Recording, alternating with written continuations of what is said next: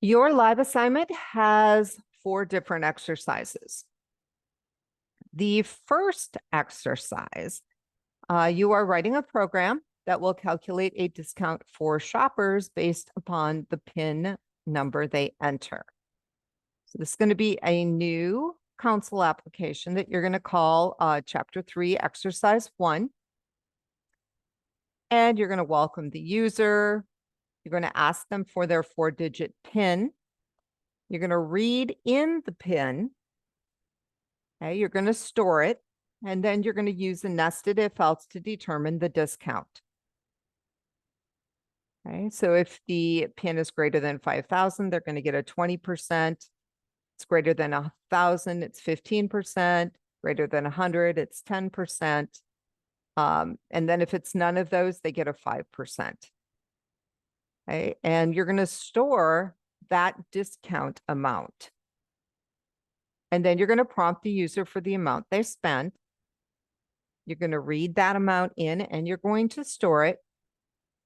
And then you're going to calculate their total cost, which is going to be the amount they spent minus the amount they spent times the discount. And then you're going to write out their total cost using formatted output. This is very, very similar to the nested if else examples. It's like example number 1. So to help you here, I did include a link. Okay, so it is very similar to this, except for instead of checking a grade, you are checking a PIN. And instead of writing something to the console, you are going to store a discount. Okay, so you could actually copy this.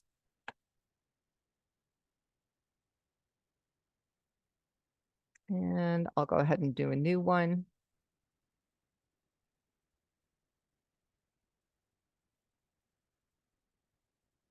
Chapter 3, EX1.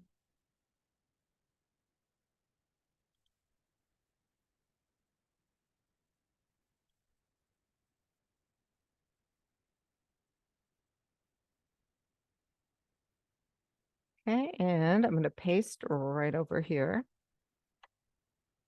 And I'll go ahead and change this back to Chapter 3, EX1.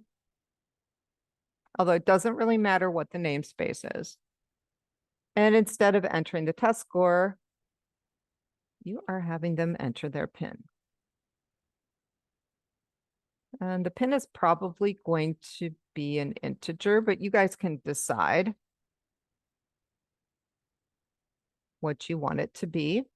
PINs don't usually have decimal places, which is why I would assume that it's an integer. And let me put this over here. We'll go back over to the assignment. All right, so I did give you a little logic algorithm. Prompt for the PIN and store the PIN. Okay, so here I've prompted and PIN. Here I am storing the PIN. And again, if you don't like this little warning, you can make it nullable and the warnings should go away. Hopefully.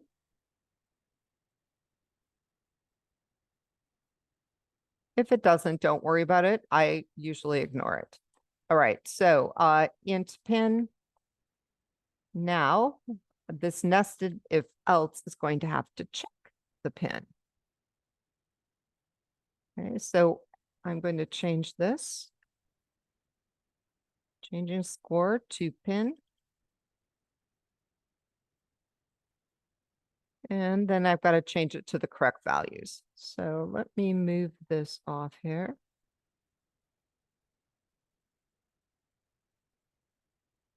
Okay, so here it is, greater than 5,000. If it is greater than 5,000, the discount is going to be 20%. So I do need to create a discount variable, and I don't want to do it inside here. So the reason I don't want to do it inside there is if I create a variable inside here, then it is only recognized inside the if else. And I'm going to want to use it to calculate their total cost. So I need to declare it outside of the if else. So let me see. This is going to be, I'm going to make it double discount, and I'll just set it to 0.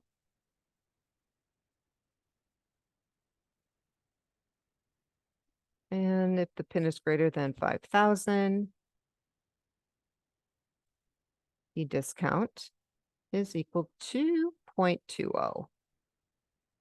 Okay. If it is greater than 1,000, discount is, oops. I love it when it does that. The discount is going to be equal to 0.15. If it's greater than 100, we have a discount equal to 0.10. And I'm going to get rid of this part, because if it's not any of those things, the discount is going to be 0.05. Okay. So we've got the discount set. We have them entering their PIN. And then we're going to prompt the user for the amount they spent. So console dot write line, how much did you spend?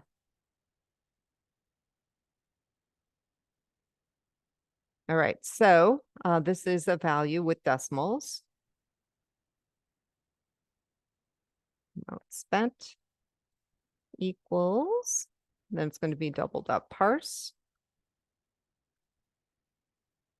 And I am reading it from the console. And I'm going to allow it to be nullable. Okay. And then I just need to calculate the total cost. So this is also going to be a double value. And this will be the amount spent times the amount spent, or no, minus, excuse me, amount spent times the discount. We've got the amount spent minus the amount spent times the discount.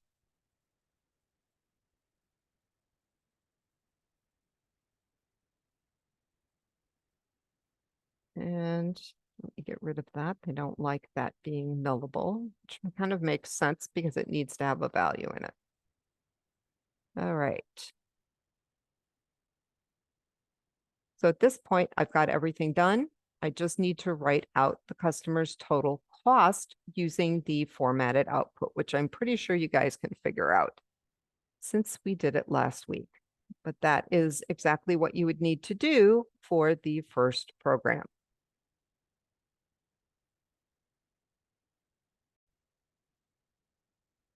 So for exercise 2, what you are going to be doing is you're going to be determining the gross pay for an employee. And it's going to be different depending on the shift that they are working.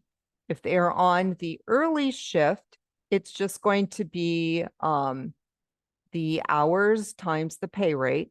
But if they are working at night, they are going to get an additional $500. So you basically need to determine if they are on the late shift or not. And then if they are, you have to adjust their salary. Okay, so this is going to be a pretty straightforward if else statement. And I do have an example similar to example 4. So if we scroll down. Okay, and so this one is checking to see if it's a matinee movie. Okay, and then the price is going to change depending on if it's a matinee or not. So if you would like, you can certainly copy this and have it as a starting point, but you're going to have to change an awful lot of the code. So I kind of leave that up to you guys. You know, I like to start with an existing program. Some of you may or may not. And this is going to be chapter 3, EX2.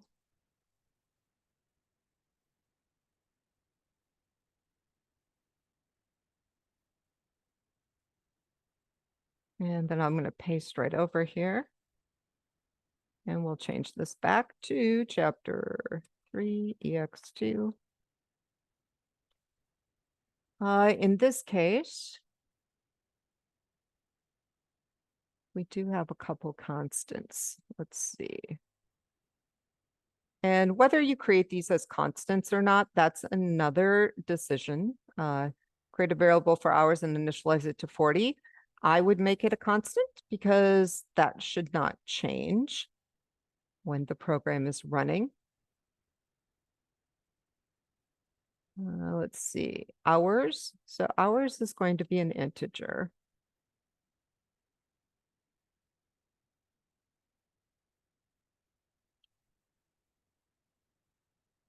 And then pay rate. I'm going to make that double. Okay, and these are things that you have to decide. So if you decide not to make them constant or to make them integers, that is fine. Those are your decisions as the developer. We're going to do some Boolean variables for the early shift and the late shift. So we'll say bool early shift equals false. Bool late shift, later, late shift. Let's set that one to false. So we've done that. Ask the user if they work mornings. And so let's see, we'll change this prompt.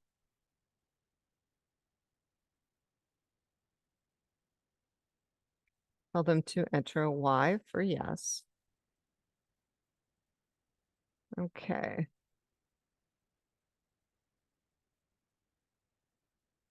An E key for no.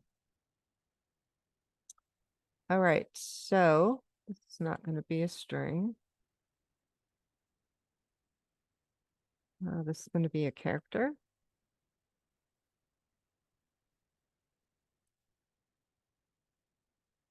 And I think I'm going to just call it answer.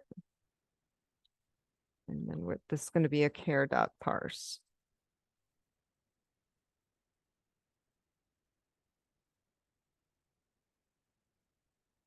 Okay, and we need to check this. So we don't care about that. And so we are going to determine the salary. And let's see, double, we already declared pay rate hours, salary.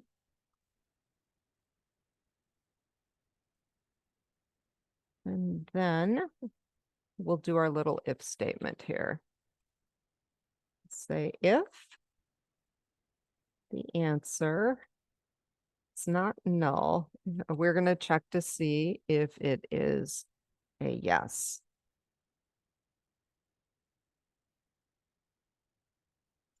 So if the answer is yes, okay, then early shift is true. Else. And I'm going to get rid of this because this is messing up my code. Else. It's going to be late shift. So if the early shift, if they didn't answer yes, that means the late shift is true. If they did answer yes, then the early shift is true. Okay, so we're figuring out which is which.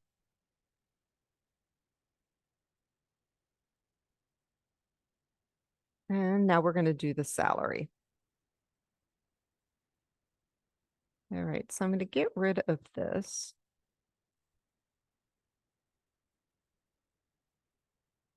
So if early shift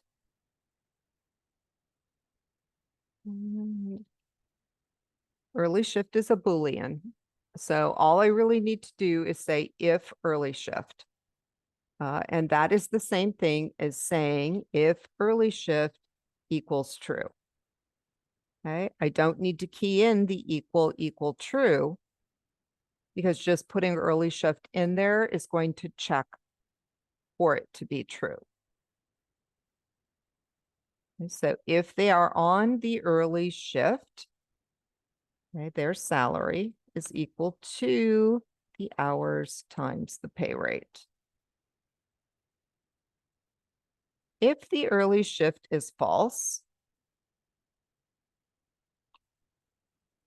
then the salary is going to be the hours times the pay rate, but we also have to add in the $500.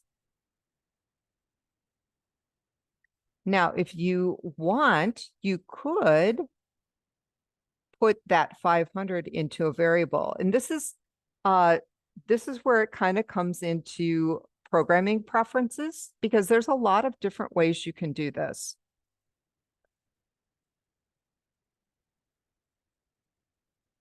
Okay, so you could totally do it this way too. Okay, either way would be correct. Okay, so at this point, we have calculated what the pay is, and we just need to display the hours worked and the salary to the user. And we're going to use string interpolation and formatted output. This is exactly what we did in chapter 2. Okay, and if you copied the example, you actually have the string interpolation in there. So we can kind of even take a look at this example. You worked 40 hours and received. Okay, so let's see. This is the one with the formatting in it. So you worked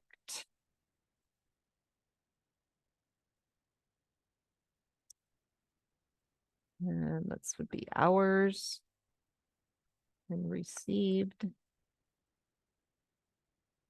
Okay, and I have to do a concatenator here because this is considered different output.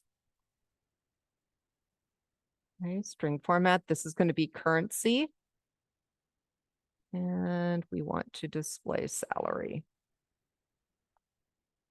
And remember, by default, it is going to give us 2 decimals here. And then I want to add in the ending part here. And I actually don't need to put the $sign in because I don't think I'm printing a variable. Let me see. Yep. I just want to add the words gross pay. All right. So that is pretty much the whole thing.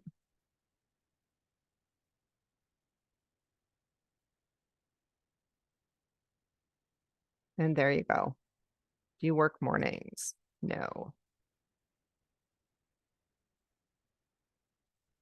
Okay. So that is the second exercise. Exercise 3 is worth a little bit more points because you're basically doing 2 different things. You're going to have a nested if else, and you're also going to have a switch. So it's going to be a little longer program. The nested if else is similar to example 1, okay, in the programming examples. And the switch is similar to example 2 in the switch programming examples. So it's going to be similar to this one.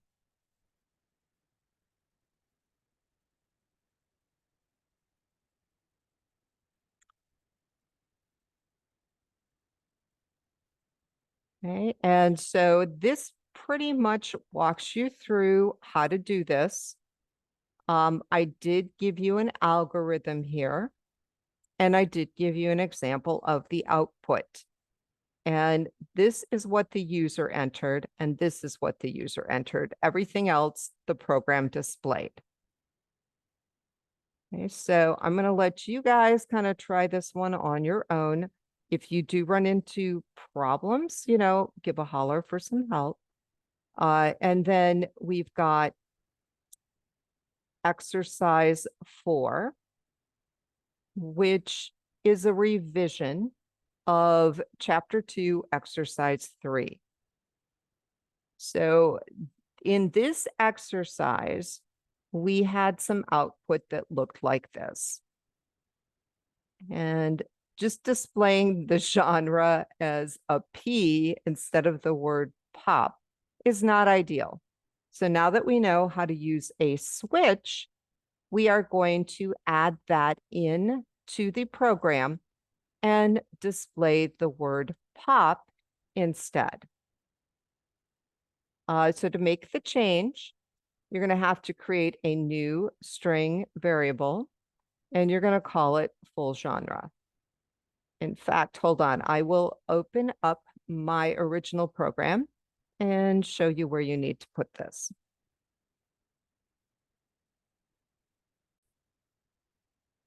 All right, so here is my original program.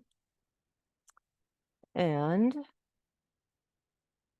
what I need to do is, instead of printing out the character genre, I would like to print out the genre all spelled out.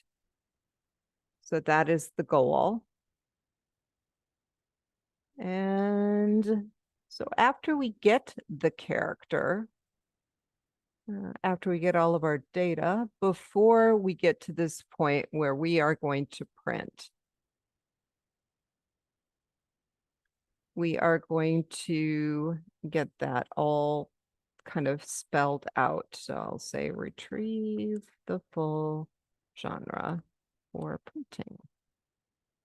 So we're going to do a switch on the genre.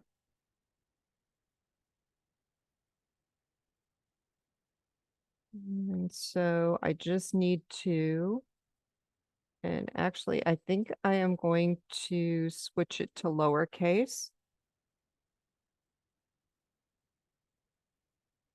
But it's character. I don't know if this will work. Nope, it only works if it's a string. All right. This won't be too bad. So I am going to check for both upper and lower. So if it's a case P, lowercase, or if it's a case uppercase P,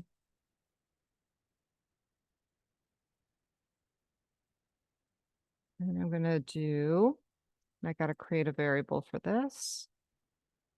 String full genre.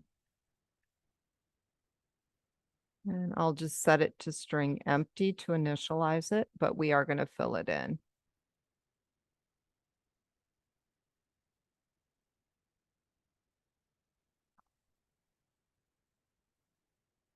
All right, and break. So that's the first one. And then I also allowed country, so I'm just going to copy this. And now we'll do a lowercase c, uppercase C, change this to country. And I'm going to paste it again. And then we've got metal, so we'll do a lowercase m, uppercase M, And it is heavy metal. And then we will paste again. And now we're looking for R. And that was rock. Paste again. And then we've got jazz. Lowercase j, uppercase J, key and jazz. Okay, and then I should do a default one. What should we do for default? No, we'll do classical.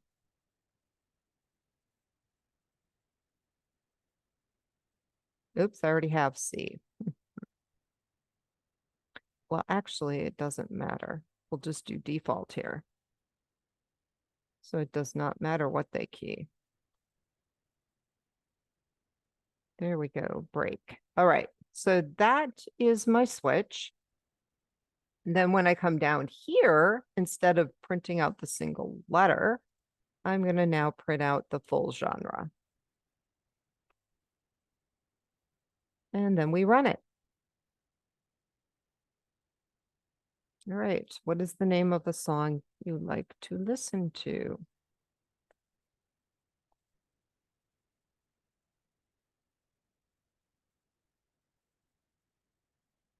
And now you can see that it is all printed out.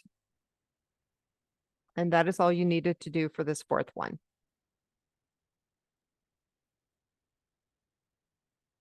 So make sure you turn in the code for each of these exercises. And if you run into trouble, make sure you go to your instructor for help.